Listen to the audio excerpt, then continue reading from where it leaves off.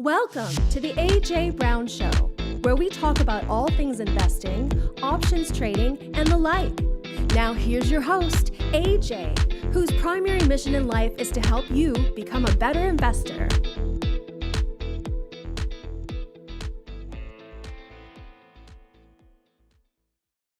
All right, ladies and gentlemen, welcome back to episode 194 of the AJ Brown Show. Today is July 25th. My name is Cyprian Francis, and with me, as always, the main man of the hour, Mr. AJ Brown. Good morning, AJ. How are you doing today? I'm doing well, Cyprian. Thanks for asking. Once again, all-time highs in the markets. We just continue to stay up here. The optimism seems very positive. I figure that that's a good place to start on a Friday. We're still here at these all-time levels. Has anything changed from last week, AJ?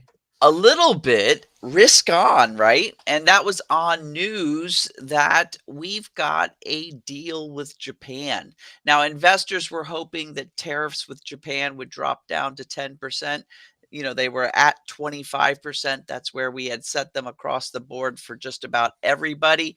But it was announced that a deal was in place where we would drop tariffs to 15%. So, you know, investors are content with that, it seems like. You know, as that announcement came, the market started to get out of their little sideways movement that had been there for 2.5 weeks and started to move up. I think there's a lot of anticipation, Sip, that maybe Europe, deal with Europe will coming along. Also, lots of rumors, especially around here in the Washington, D.C. area, that August 1st deadline for China is going to get pushed yet again. Remember, taco trade. So, you know, all of that. Remember, we've been talking about the markets, and yeah, there's a lot of sensationalism happening out in the news. You're hearing about it all the time, whether it's Ozzy passing away, you know, or Hulk Hogan or Malcolm Jamal Warner or Chuck Mangione, or whether you're talking about this whole Epstein stuff. None of that really is affecting the markets. The markets are all about trade and tariffs and, you know, this big, beautiful, as Trump would call it. Some people just say big bloated tax bill, whatever you want to call it. You know, those are the things that are moving the market. This whole discussion around Jerome Powell kind of affects the markets, and that kind of was muted this week. I mean, there was some rhetoric, but then there was some meetings, but the big thing was that trade news with Japan. Totally, definitely the Japan news which came out after hours, right? That was one Yeah. of those where the market was closed, and then he came out with it.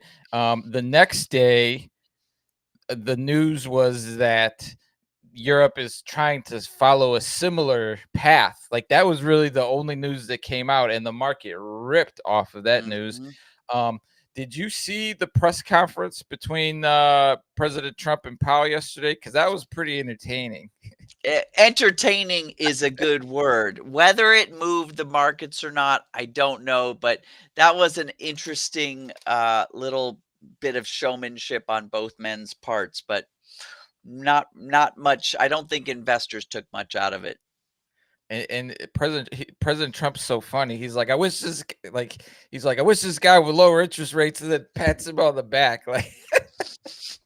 Like, You know, there was a subtle way to say, to get, we all know what he wants, but to do it on live camera like that in front of the world is, you know, he's a master at putting things into the public forum.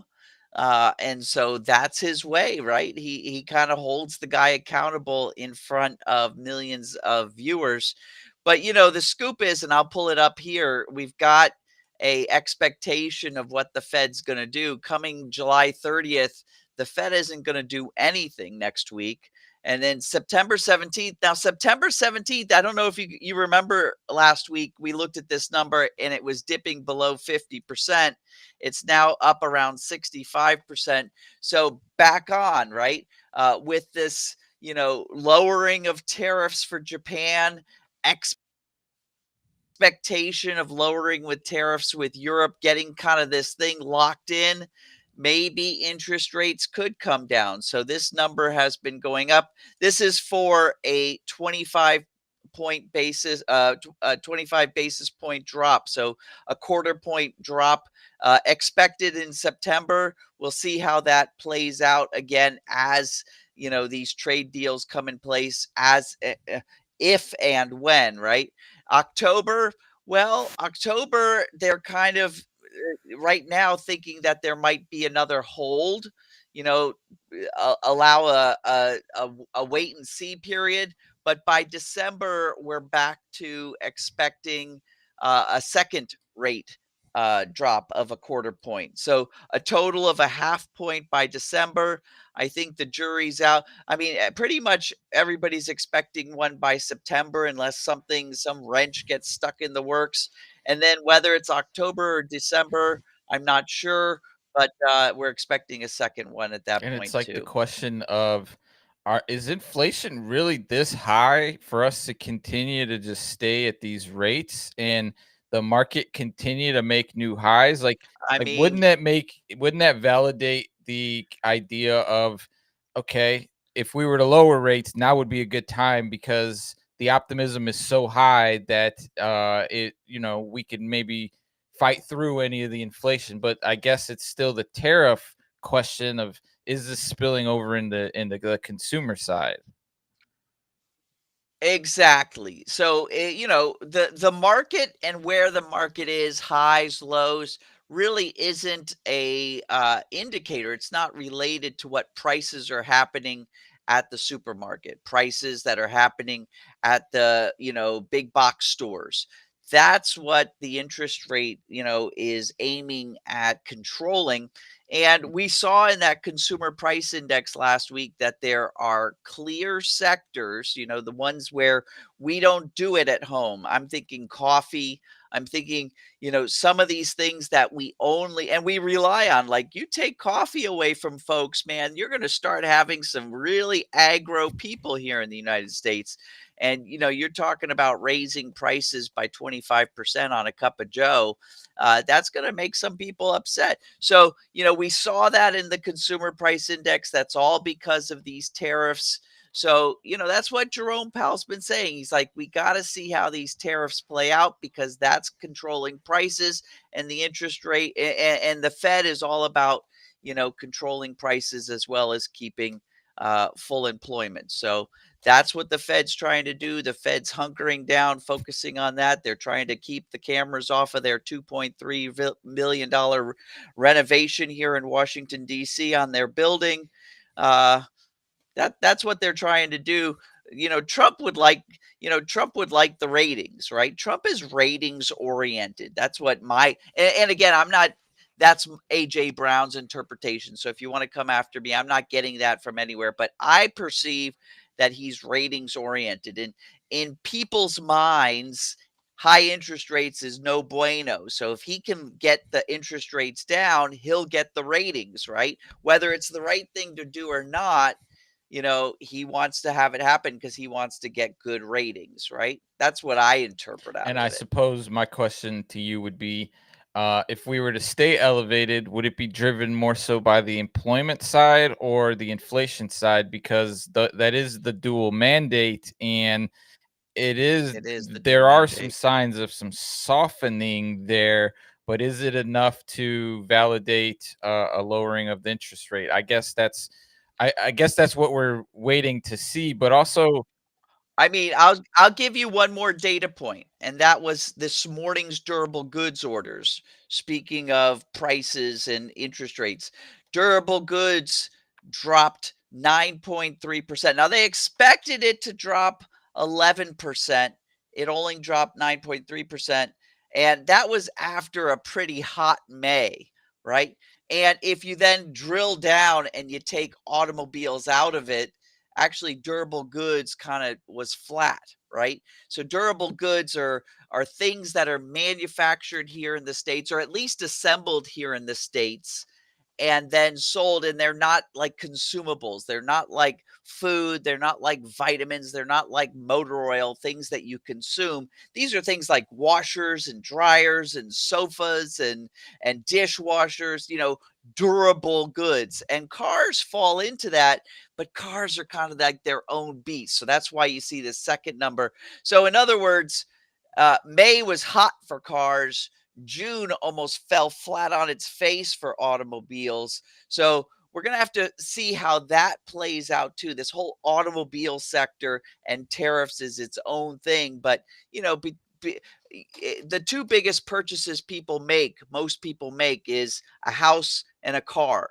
And so this car thing is a big deal, as well as the Yeah, house we've been thing. touching on cars for a long time, just in terms of the repo numbers, right? Not that that's ever really spilled in, but I know we've touched on that many, many times.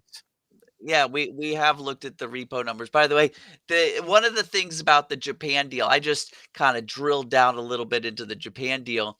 Part of the Japan deal was that Japan opened up some of its markets to US companies selling into them, which was great. And I saw the Japan is actually opening up their car market for some American car manufacturers to come in there. The question is all right, great, you're going to let American car manufacturers come in and sell their cars. Can those cars make it around the corners in Tokyo? I mean, that's the question. Tokyo's got these little tiny, that's why Japan makes little tiny cars, right? Because little tiny cars work well in small roads. And I don't know if our big SUVs, like my pickup truck, would never make it around the roads in Tokyo. So, yeah, great. You've been able to open up the market, but will the manufacturers be able to create something fast enough to be able to sell in that market? That's It another might just question, be right? more of like a symbolism thing, like, hey, Yeah, Japan's really good at manufacturing, producing cars. We are too. So if someone wants a Tesla, but we're good at doing like yeah. SUVs and Suburbans and excursions, and I don't know if we're good at making little buzz bombs. We'll Yeah, see. but that did send the market high and keep the optimism very Yes. positive. I did, Look, the VIX dropped down big time yeah. too, There so was gonna be, let's cover that, and then if there was any of the earnings, because I know that was the theme of the week from last week, and we'll go over mhm. some of those picks of the week from last week, those earnings plays. The VIX, honestly, AJ, every time I saw the VIX under 15, I'm like, I wonder what AJ's thinking right now, because this thing is like, it is just dropping like a rock. AJ's thinking when he finally, I'm going to talk about myself in the third person. When he finally puts on his VIX trade, he's going to get it at a huge bargain because it keeps going lower. I never get I look for my end of day signals and then I look for my next day follow through. I haven't gotten any of those. So when I actually apply that VIX trade that we talked about 4 weeks ago, I'm going to get it at a bargain basement price. That's what I'm Yeah, thinking. so you're just waiting for your signal essentially here. That's all I do. Every evening I check for the signal. If I don't get the signal, I close my laptop. If I do get the signal, I go ahead and program in my follow through for the next day. And then I check in that next day. If I didn't get the follow through, well, then the trade didn't happen. And that's what's been happening, which is fine. It's just like my little recipe that I do every Yeah, and evening. seeing as the season that we're in, the summer doldrums, this might stay, down here for a while until we potentially could have, very exciting Unless something August, September. happens, which is totally possible, more probable now than it Well, was a year that's what ago. I'm always thinking. I'm like, are we really this calm right now at these highs with all these things going on? And then finally, earnings. Netflix, Google, Yep. IBM this week. All pretty much on the positive side. No red flags that came out of that. No red flags. A lot of our earnings trades. So a lot of those positions, they reported their earnings, and investors didn't swing the price one way or another. So a lot of those more boring symbols that we were setting up our calendar spreads on totally played out. I'm getting reports from our program participants that are doing the earnings trades that they're making hand over fist all sorts of money. I think that this earnings season for our traders, our volatility crush traders, is going to be one of the most profitable earnings seasons that we've seen. Awesome. And we'll review two of those from last week that you've got some setups on that we'll just play a little catch up on. Otherwise, we've got your pick of the week for this week, which is another earnings play, and we've got your our speed round with some of the questions from around the world. But before we get to all that, we do have a special guest that will be joining us here momentarily. Let me get your Quicks Link page up real quick. For anybody joining us, viewing for the first time, welcome. Thank you. This is AJ's Quick Links page right here. This has got all of AJ's goodies. We've got links to the social pages. We've got AJ's free indicator suite. You're going to see some arrows on some of the charts. AJ loves using that as a tool for getting in and out of positions. We've got access to AJ's free daily workshop. So if you're looking for a place to get started, this is a great place right here. We've got more info on the entire program in general, and then coaching. So all these goodies are in the chat. And so if you're looking to follow along, get involved, that's the good sweet spot for you. So we're going to go ahead and take a short break here, and we're going to bring in our special guest who's going to help us talk about things that self-made millionaires do that most people don't, and maybe a few tips and tricks to level up our portfolio, our mindset, and to just become overall investing winners. So sit tight, folks. We're going to take a break. We'll bring on our special guest, and we'll keep the party rolling. Don't go anywhere. We'll be back in a jiffy. I get it. You're afraid of trading in the markets. Guess what? I've got your answer. I've got 4 strategies I'm going to give you along with the tools to make it super easy. I'm going right home, giving you the webinar. I need you to sign up below and meet me in a few minutes.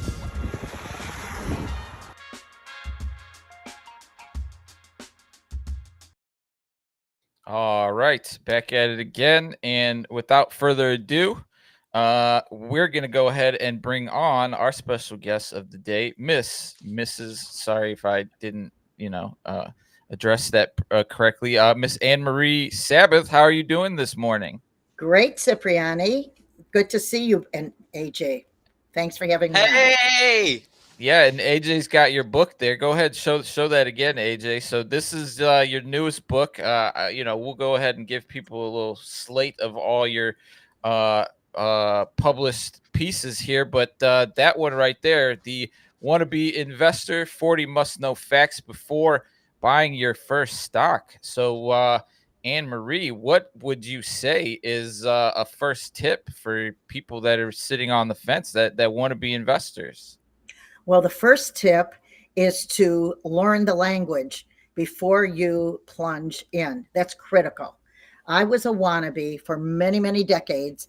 And when I finally met someone who was not digging into my pocket and learned by doing it himself, I said, you must teach me.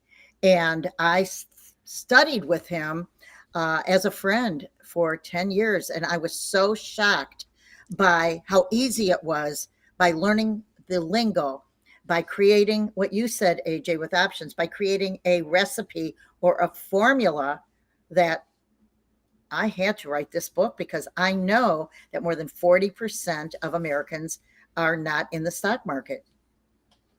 Yeah, I have to say that is an astonishing high number, especially since, in my late 20s was when I started to figure out I didn't want to be constantly reporting to somebody working behind a desk. And so that's when I started to learn the lingo myself. And it is a lingo. It's almost like a made up language just to keep folks out. I almost think back to like the French Revolution when, the upper class of France was making their language so that the lower class couldn't speak. It's almost the same thing. Uh, I have a lot of folks that don't know if they're too old or even if they're too young to pull the trigger. Anne Marie, I know you have some experience with this. Like, is there a point where you just throw up your hands and you like, I say, I missed the boat. This is not for me. Are you kidding? I was in my 6th decade before I started investing. 6th How could decade. that be? You look like My you're only in your 4th or 5th decade now. Flattery will give you everywhere, and I would never go back. This is it's a much easier time. Kids are grown. No, forget it.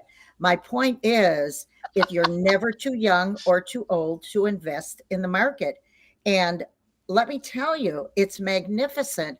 If I would have known this, I would not have worked like a darn fool for 33 years, 70-hour weeks. Except I never thought I had enough money. I didn't know how to open a brokerage account.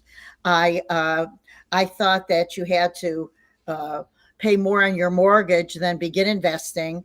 It was like, and when I found this out and learned I could do it, I have every book on investing, from Jeremy Siegel's books to Benjamin Graham's The Common Sense of Investing. I had all of them, and I didn't understand the lingo. Now I understand it. And I wrote this wannabe investor book, so that real people can understand it. It's like taking basic Spanish. That's what this is about. Well, and that's why I wanted to have you on the show, because I picked up your book just in passing and I was like, this book might be below me. And I got into it, and then I also gave it to my wife and we couldn't put it down.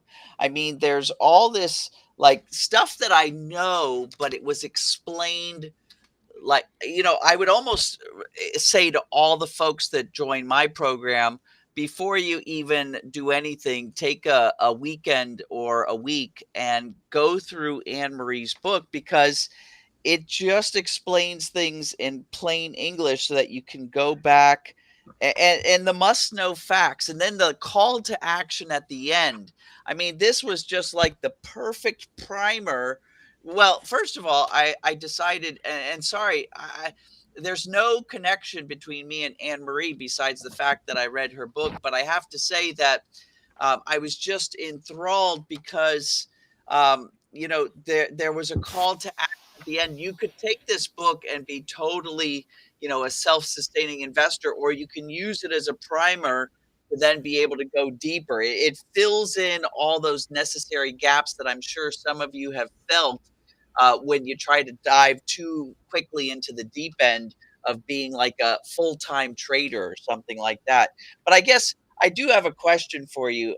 If you knew now, no, if you knew then what you know now about investing, what would you do different? Is there something that you might do different, Anne Marie, back then if you knew what you knew now?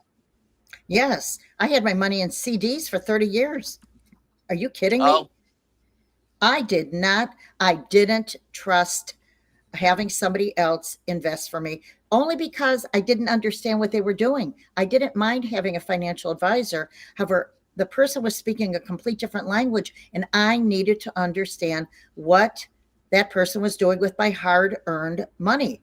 And because I didn't understand it, I said, I'm putting my money in CDs. And so what would I have done? I wish that I had met someone who had invested on his own, and the person who taught me had been in the market for 55 years. He's a retired violinist with the New York Philharmonic, and he learned by doing. And he told me, look, you only have to be right more than wrong. He said, you don't trade, you invest. And let me tell you what, it worked for him. And after 10 years, I added a zero to my portfolio because of following the principles. I mean, this is not an infomercial. I can tell you, I'm not an advisor. I have nothing to sell except information to help people create their own success. Well, let me ask you this. I have often found that when you're finding somebody who, you can learn from, one thing you said that really worked with me was you said, "Hey, find somebody who's doing it, not somebody who's done it, but who is doing it right now." But what about finding somebody who can convey the information? That's what I liked about your book, because I have followed some folks that obviously they were doing it. They would do it right in front of me, in front of the computer. But man, I would ask them questions and they couldn't distill the information down into language that I understood. And that's what I always try to tell folks. What kind of advice would you give people on that front? Well, I would say exactly what you said, and let me create an analogy. 100 years ago, I was a Spanish teacher, and the reason I loved teaching students is because I had to learn the language. I was not a native speaker. And it's the same thing with investing. I had to learn investing. And so when I wrote this book, I said, I have to write it like a wannabe, as though letting them know I didn't know anything. And it took me 9 years to be able to, actually 10 years. I'm still learning. However, I can do it by myself. And the point is, you need to be able to be on the same wavelength as someone and listen, and then put a little in at a time. And, there's something called dollar cost averaging, little by little by little. You should still have funded your IRA, your retirement account to the fullest. However, this means what I'm talking about when you invest in stocks, I go shopping every day living in New York in my closet. I don't need another pair of black slacks. God only knows. Sure, I buy a pair of shoes when they're so bad that the shoemaker won't even fix them. And yes, I'll go out to dinner, but I don't buy Starbucks coffee. I invest in the stock. The point is, take what you have and ask yourself, you don't need to make more money. You simply need to decide, what are you doing with what you have? That's the point. Well, that brings up another good point that I wanted to, you know, there's more.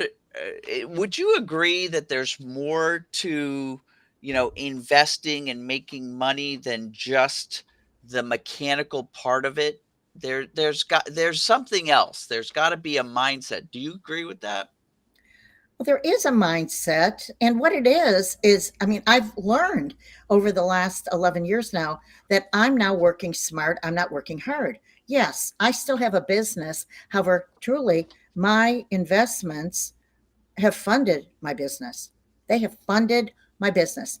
I borrow from one person, me. That's it. And so the funny thing is, there's so many funny things. Number one, when I wrote this book, I wrote it because, and I'm not plugging this book, What Self-Made Millionaires Do. However, I learned that one of the 52 secrets that the 20 self-made millionaires had was they had passive income. I didn't have passive income. I was working like a darn fool. And so that's when I put two and two together, started investing in the market after learning, and was very careful about how I invested. And I recognized that this is a way to do it. So you have to clone your behavior.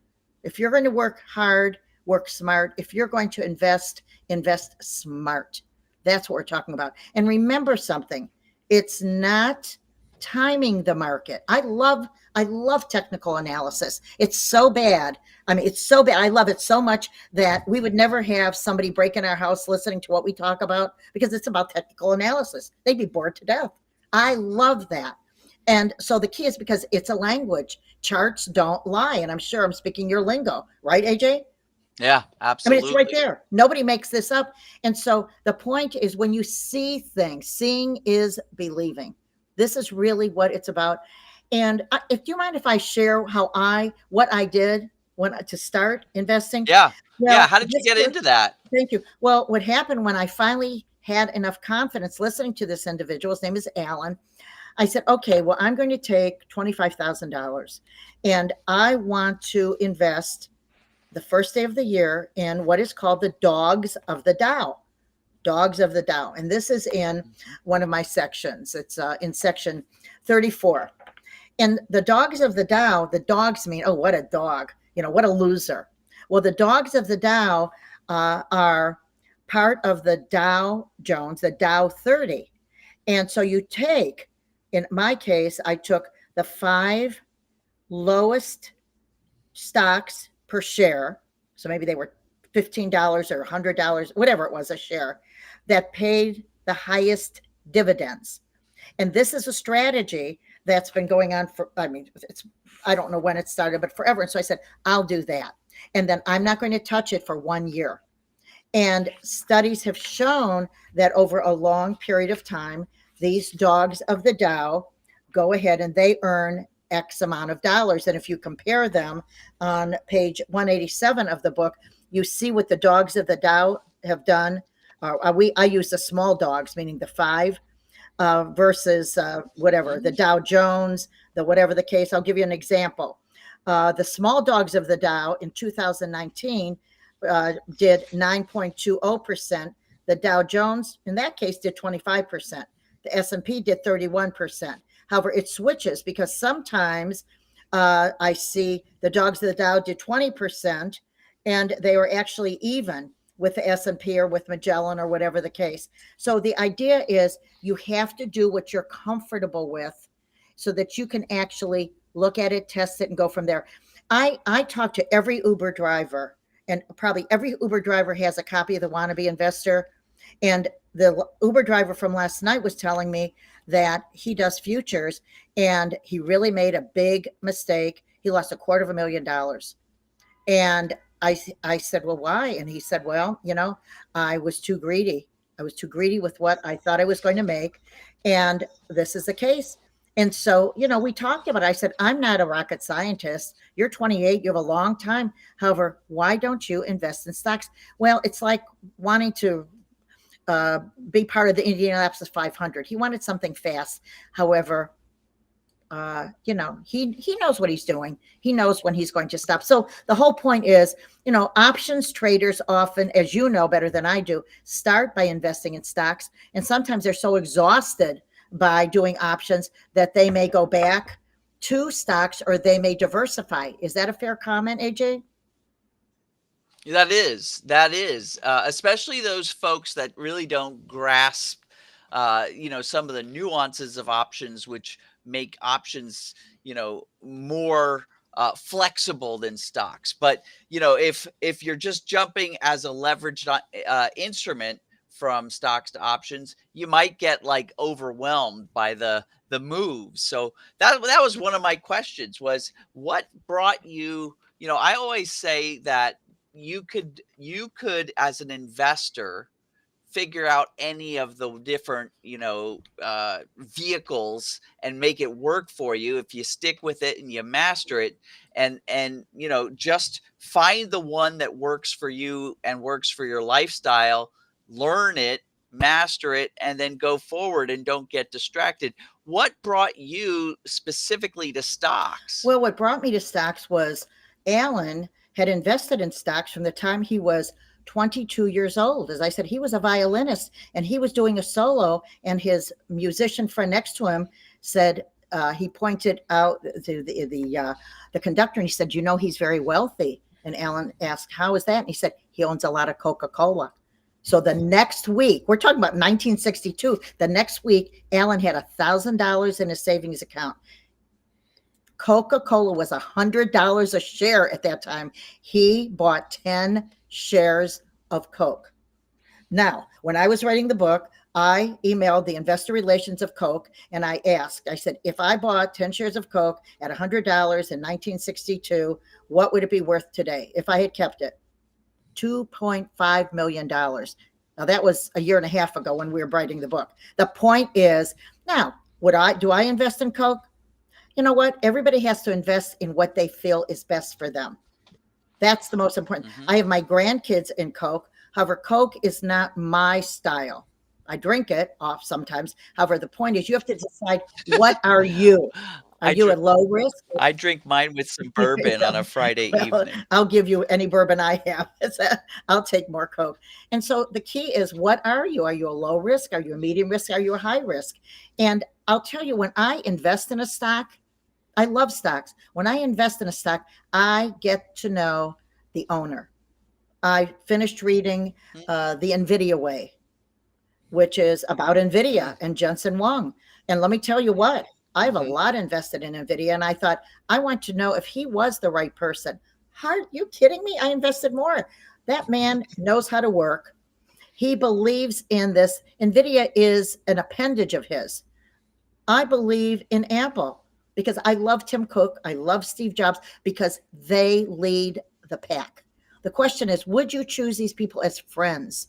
This is a big thing. Are they logical if that's what you want? Yeah. Yeah. I get that.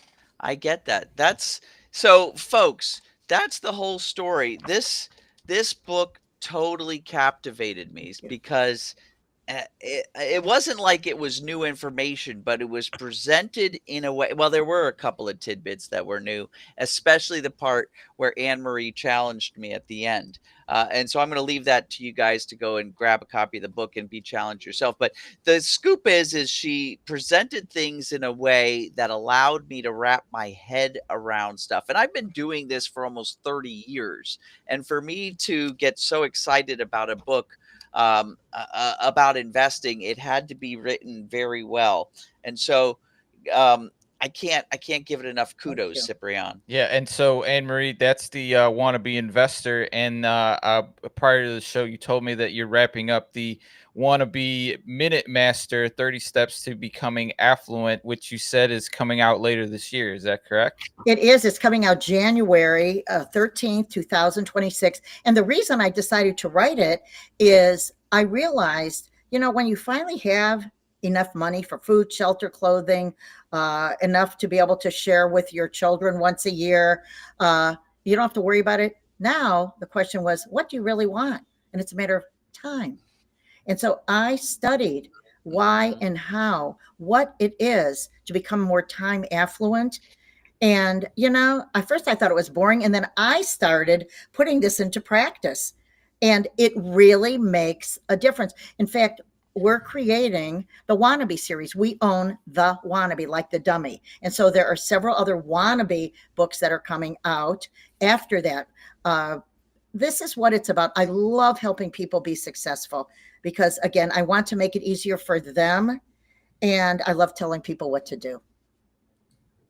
I have to say, speaking of that whole minute thing, that's one of the biggest things. And I don't know if you found the same thing when it comes to investing, but switching your mind to realizing when you're an investor, you're not trading your time for money like when you're an employee. Instead, you have to be able to be efficient in your moves and in your thoughts and how you place your investments, how you place your trades, how you buy your stocks. It's not about, hey, if I sit in front of the screen for 8 hours, I'm going to make X amount of money investing. That's not how it works. And so I see how actually these two books, this book that you've written and then the book that's coming out, might be related, at least in the thought process. Well, time and money really go hand in hand. And if I may say something as an aside, one of the things I learned, and it made sense, is in order to be successful, you must have 2 hours to yourself each day. Now I know why I get up two Oh, hours earlier or an hour earlier, why I step an hour later than anybody in my family. That means the dog too, because I need my time to just do what I want. And so when you have, it allows you to be centered, happy, to just have that time for you. I don't care if it's in 20-minute increments. I do it in hour increments, getting up earlier, staying up later. And so remember that allows you to be happy, centered, and be able to give to others. And that's what being successful is about. Well, I love that. once again, folks, all the links to Anne Marie's books are in the chat. Head on over there. Like, it takes a lot Great it book. takes a lot to get AJ excited about investing stuff. So It for really him to does. I be don't get lit up that so often. geeked out on the book means it's definitely worth checking out. So the link to that is there. Head on over there. Ann Marie, you've been lovely. Thank you for joining us today, providing us with some insights. Hopefully the viewers took a little bit away from that. We'll be keeping an eye out for the Wannabe Minute Master coming out in January, and maybe when that comes out, we can get you back on to talk about it. And Oh, I would heading into love the new that. year, if there's if we're still at all-time highs, I don't know. We'll see. But you've been lovely, Ann Marie. We truly do appreciate you joining us today. Any final words to the lovely folks out there? Well, the final words are, I tell you, you have a loyal listener. I love what you both said prior to having me on. And so thank you. It's an honor, Cipriani. It's an honor, AJ, to be part of your show. Well, thank you. Awesome. Well, you enjoy the rest of your weekend, and we'll talk soon, Ann Marie. Thank you. Bye now. Bye. Thank My you. pleasure. All right. Very I insightful. really like what she has to say. A lot of folks have come to me, Sip, and they say, "Man, I'm in your program, but the first couple of weeks were totally, baptism by fire." And I'm going to start telling those folks who come back to me and they're like, "Man, I feel like I'm underwater." Take a break, read this book, and then come back, because this was like the best primer for getting into anything like options investing and portfolio, because she comes at it as well with the whole portfolio. And that's one of the things that I'm always challenged with. People are always wanting to be traders and not think about their whole portfolio holistically. So it's a good book. I did get excited on Yeah, it. and then the whole time I'm thinking, like, wow, if someone took these concepts and then applied your premium selling, your covered calling strategies, like that's just a whole nother level of passive income, right? That you're just adding into this, legacy concept that I just would. I had a hard I had a hard time believing. She said something about 6 decades, 7 decades, something like that. I had a hard time believing that. She looks like she was 40 or 50 younger than That's me. just the era that we live in now. People are just looking younger, longer these She days. she looked great. All right, lovely folks. Let's keep the party going. AJ, let's review some of the names from the last 2 or 3 weeks that we've covered just real Sure. quickly. Last week's pick of the week was Key, ticker symbol KEY. How did that pan out Mhm. for us? The earnings trade, and I'll bring up next week. I'll make sure I bring up my spreadsheet, my trade, my log that shows all the gains and stuff. But Key Bank, I've got the chart up right here. Key Bank absolutely just slayed when it came to the earnings. I was able to keep it. Some folks were telling me, because a lot of folks traded this with me, especially people in my program. They went with a bias on the day before to the downside. So KeyBank was trading every dollar. And so they went with the 18, and they held it a few extra days. They used the August 1st as their near term option. So they're actually looking at how to liquidate it, or some of them sent me messages earlier today that at today's lows, they liquidated it and made just bank on it. And it's okay. I was talking about last week here how a lot of times you open up the horizontal spread the day before, and then the next day you close it. It's okay to hold it a few extra days if you're looking for when the underlying gets close to those strike prices. So people who went for the $19, they were able to capitalize a little bit earlier. People who went with the $18, they're capitalizing today. It all worked out. We actually got out of it the day of, with the 18. There was a low early in the morning, so we got out as soon as it was bottoming out, and did very well. Sip, we made something around 30% on that one. Beautiful. Just overnight trade, Well, 30%. that's that Wonderful. time of the year where we get those rushes. How do we you on BBWI? I know that one might be, completely, finished at this point. Yeah. Well, when it came time to sell the premium, a lot of folks sold the July 18, right? They sold that premium that was going to expire in a week. And it turned out that on July 18, that premium for most of the folks expired worthless because it was out of the money. And so they got to keep that premium that they sold a week earlier, and now they're selling the August. About the other half of folks sold the August, and we're getting this double top, and now we're coming down. And so they're just fat and happy too, looking to capitalize on that premium. And all of them just held on to their protective option. We're waiting for the underlying symbol to come on down a little bit lower, and then we'll get rid of that protective option. So, like I said to everybody, this particular trade has turned out to be right out of a textbook. If anybody's interested, we're going to do an actual anatomy of this trade, like go into the deep dive with folks who have actually traded this trade and see what they did in all their positions. So if you're interested, Sip gave you those quick links. You might want to just, try out our program so you can sit in on our users only anatomy of a trade playback. So that might be interesting for you guys. Yeah, the link to that is in the chat. All right, so we've got another earnings play coming up this week, next week that you're keeping an eye on. The Behemoth Visa, ticker symbol V. This is your pick of the week. What are you liking in the setup here? Visa. I mean, how could you not like everything about Visa? Visa is doing an after the market close on July 29th.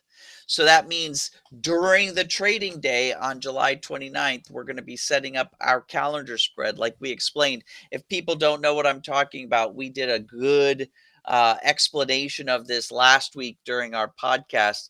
We're going to set up that calendar spread the day of July 29th, probably around 2 or 3 in the afternoon, New York City time, and then allow earnings to be released that evening. So if we put our cursor right here, we see that the earnings are going to be released shortly after the market closes, and then they're going to have a conference call at 4:00.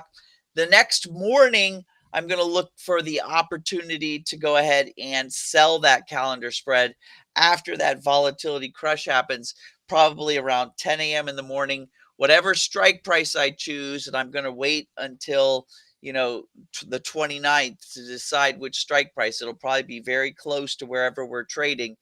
That's where that's going to be my trigger to sell. So when the underlying symbol is at that strike price again the next morning, I'm going to go ahead and liquidate and then count my reward. Yeah, definitely a little bit on the pricier side at 300. But the calendar spread isn't going to be so pricey. So when you take here, let's just take a quick look. When we take here's what I'm going to recommend. It's July 29th. So I'm thinking August 15 for the front month. You could use August 8, but I'm thinking August 15. And for the back month, again, I'm thinking December. They're trading every $5. So, with your December option, yeah, okay. If we go at the money, and I'm scrolling down here, let me go ahead and go with like this. That'll make it easier. The at the money option is roughly about $28, and then you get a credit for your August 15 option. It's going to give you a credit of $8. So you're talking about $12 a calendar spread. They're sold in lots of 100. So you're talking about $1,200. Most people's portfolio, you can come up with $1,200, and then the next day have it be parlayed up to, I bet you it'll be closer to 2,000, 2,500. And that's kind of the variables with the different strangles, the calendar, the spreads. In this case, it's calendars. And yeah, that's the beauty of options. It may be a little bit deceiving, but when you put the two on, they kind of level each other out. So that's what AJ likes this week. V earnings Visa. coming next week. All right, we've got a couple interesting names in our speed round here, AJ. So let's run through and see if we've got any opportunities. Saris from Seattle, Washington wants to know Robinhood ticker.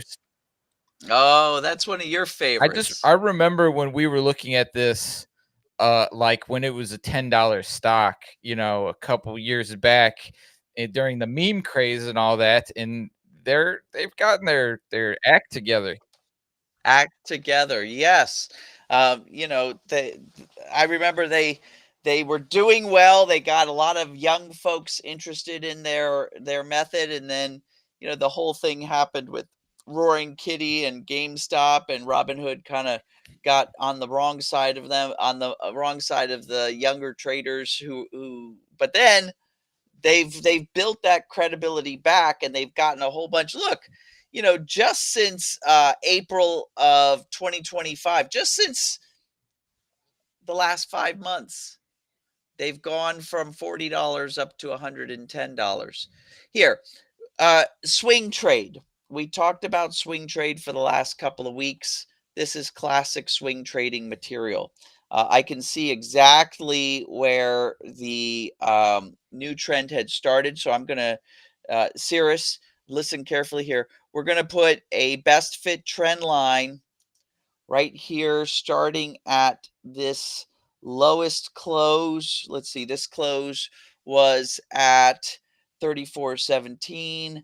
This close was at 34.51. So I'm going to go for 34.17. So April 8th, starting my linear regression, otherwise known as best fit trend line, starting on April 8th.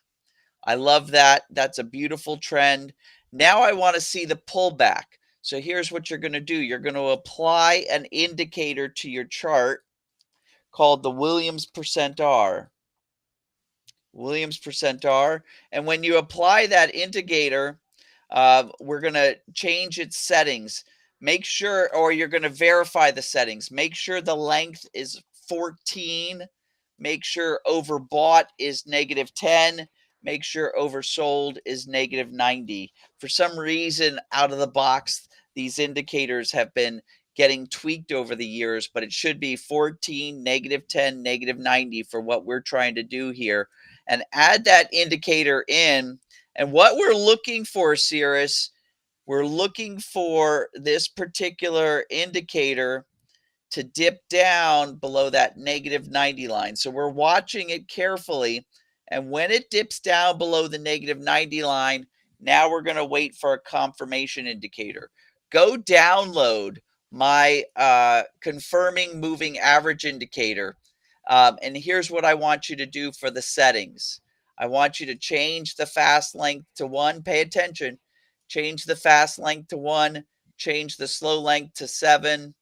And use that green arrow as an end of day signal, and use my next day follow through, and this will be good. So step 1, wait for the Williams percent R to go below -90. As soon as it does that, look for my green arrow. When you get your green arrow, and you can look for this every time the market closes, do it at your leisure in the evening after whatever you've done for the day. Just open up your computer, look for these two things: Williams percent R below -90, and then the green arrow. When you get the green arrow one evening, the next day look to trade it, and that's going to be your swing trade.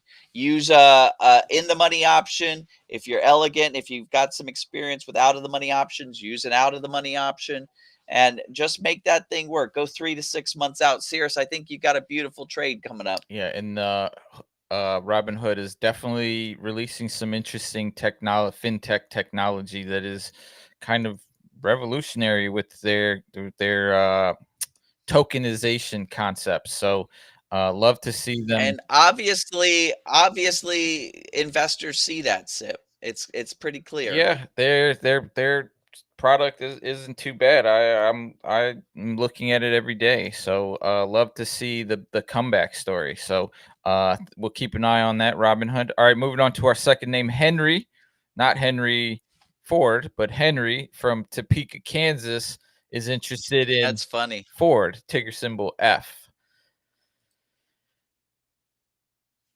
Okay. Henry, earnings is around the corner here. July 30th after market close. So yeah, we're going to do the earnings trade. Let's look back. This is how we determine if this is a good symbol to do the calendar spread on.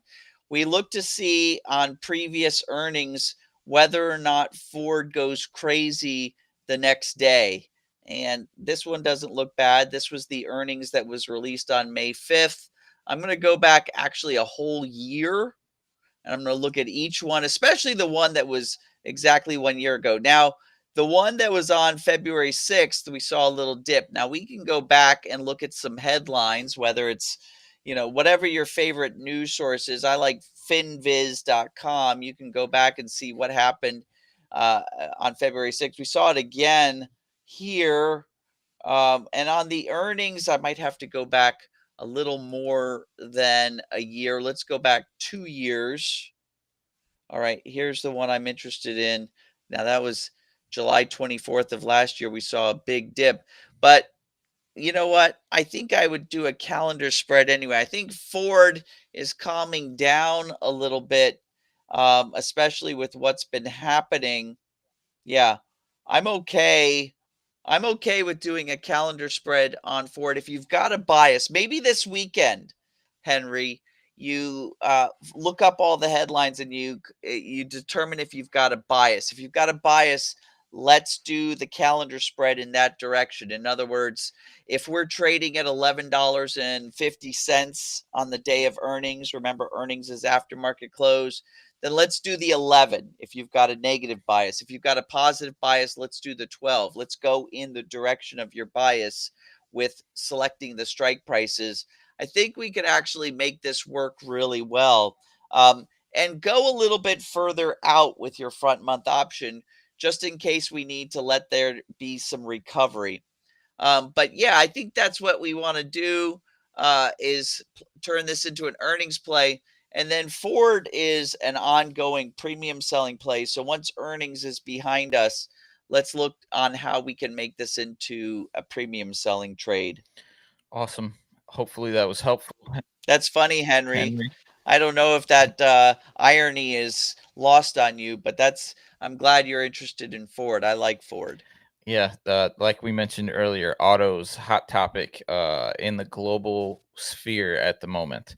All right, moving on to our third and final name. Delonda out of Miami, Florida wants to know what's your take on Bristol Myers Squibb, ticker symbol BMY. I don't think we've looked at this name in quite some time. Yeah, this is one of the, this is one of the what we call a safety stock. Earnings July 31st before the market opens. So, one of the things you might be thinking about, Delonda, is an earnings play on July 30th, so that before the market opens on July 31st, your trade is in place. Let's do our little test. Nothing there. So what I'm looking for is no big movements on earnings. I'm just going through each time there was an earnings to see if there was a huge movement or not. There was right here a year ago. Remember, a year ago was a whole different climate. Yeah, I would do that. I'm in for the calendar spread again. I'm actually more excited. I don't know if Henry's still on the line. I'm more excited about Bristol Myers Squibb for an earnings play than Ford. I'm afraid Ford could get away from us again because of some of the surprises with autos and tariffs, and especially the American car manufacturers having to figure out how to get some of their parts that they previously got from Canada and Mexico, how to redo their supply chain. But Bristol Myers Squibb, I think that we could actually profit pretty big on an earnings play there. Give you the same advice I gave Henry. Spend the weekend studying up. If you got a slight bias, pick the strike prices in that bias. Maybe I'm thinking the August 15th for the front month, the December option for the back month. I think you've got something here with Bristol Myers Squibb. I like this more than Ford. Henry, pick your ears up on that All one. right. Thank you for that, Delonda. We'll keep an eye on it. And yeah, still hovering at these highs for the market, still seeming fairly positive. Heading into the weekend, heading into next week, AJ, what should the folks be keeping an eye on? I'm assuming earnings is still the storyline. Yeah, and guess what? AJ's going to add to his list Bristol Myers Squibb. Thank you, Delonda. Yeah, I'm going to check some of these earnings plays out. Yeah, we've got about 2.5 weeks more of earnings trades. So, this is there are times when I'm a more active trader and there's times when I'm a more passive trader. Right now, I'm being a more active trader, trying to capitalize on as many of these earnings as possible. Like I said, Sip, I think this earnings season for us volatility crush traders, not necessarily those folks who are looking for earnings trades that actually break out, but us who are profiting on the more reliable move, which is volatility crushes. I think we're crushing it.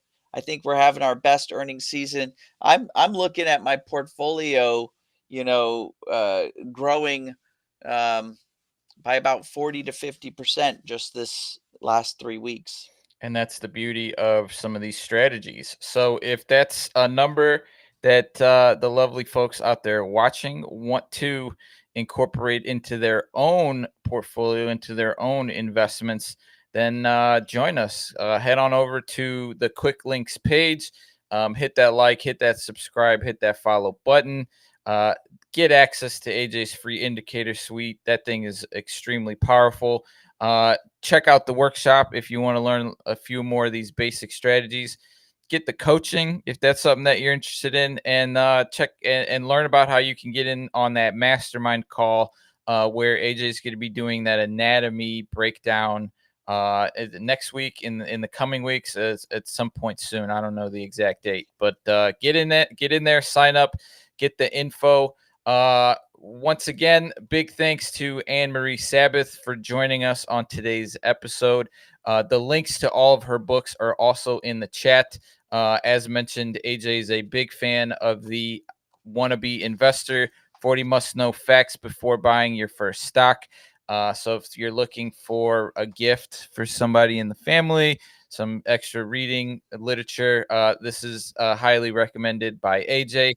That is a great idea. That's a great idea. If you're involved in the options, but you're looking for somebody in your family and they're always like, it seems too complicated. Yeah, gift them this, have them read this. And then once they are done reading that, bring them into your options circle with you. That's right. Once again, big thanks to Ann Marie. Big thanks to AJ for joining us once again to give us his lovely insights, and big thanks to all of you for stopping by and showing some love. We truly do appreciate it. AJ, that's all I got on my end. Same all here. right, folks. We appreciate you guys' time. Stay safe, enjoy the weekend, and we'll catch you guys next week. Bye-bye. Thank you for tuning into the AJ Brown Show. If you're interested in learning more about AJ and his investing techniques, head on over to tradingtrainer.com and create your free account today. And if you're not already a subscriber to the show, hit that subscribe button and we'll get you fresh